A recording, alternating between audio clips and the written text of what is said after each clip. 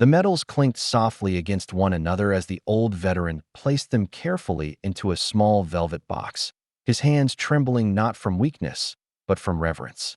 These were not trinkets. They were pieces of his life, etched with sacrifice and blood. But when the TSA agent at the security checkpoint opened the box, glanced at them with disinterest, and tossed them into the trash like scraps of metal, the air in the terminal shifted. A hush fell, followed by a sharp intake of breath from those who saw. His medals, the last reminders of brothers he'd buried, were gone in a blink. Before I tell you what happened next, tell me in the comments where you're watching from. I love knowing who's listening. The veteran stood frozen, disbelief carved into every line of his weathered face.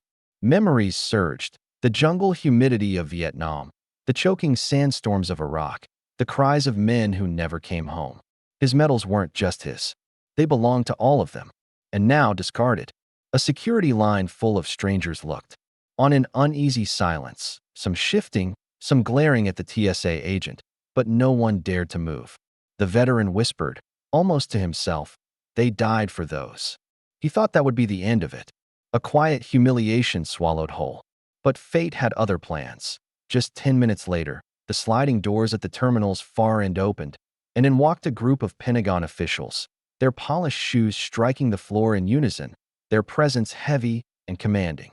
The lead officer's gaze swept the terminal, catching the sight of the shaken veteran and the whispering crowd. Something in the air told everyone this was no coincidence. Passengers began murmuring, phones discreetly raised, recording. The TSA agent stiffened, shifting uneasily as the officials approached. The veteran's heart pounded, not from fear, but from the echo of forgotten dignity rising in him once again. The lead official, a decorated general with a face as stern as marble, stopped at the checkpoint. His voice cut through the stillness. "Where are his medals?"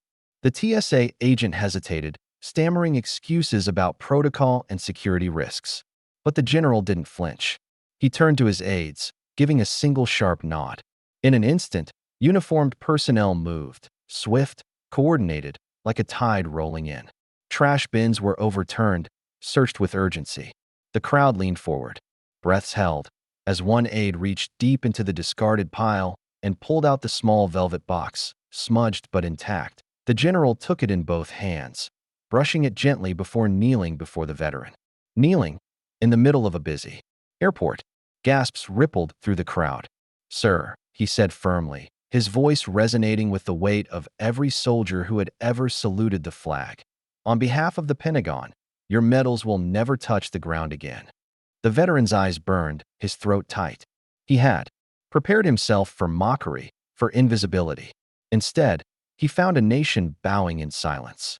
The TSA agent stood rigid, face pale, the enormity of his disrespect hanging heavy in the air. Then came something unexpected. Passengers began to clap, softly at first, then rising, echoing through the high ceilings like thunder. Strangers stepped forward, shaking the veteran's hand, their voices trembling with gratitude. The general placed the box firmly back in the veteran's hands, saluted him, and turned to the TSA officer with words sharp as steel.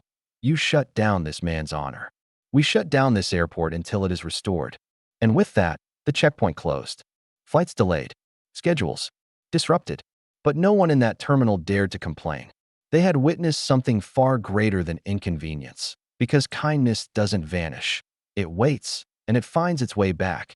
And in that terminal, where dust floated like tiny stars in the filtered sunlight, an old soldier stood taller than he had in years. The weight of loss eased by the dignity returned to him. If stories like this move you, make sure to subscribe and join this community. Share your thoughts in the comments. And remember, sometimes the smallest gestures can restore the greatest honors.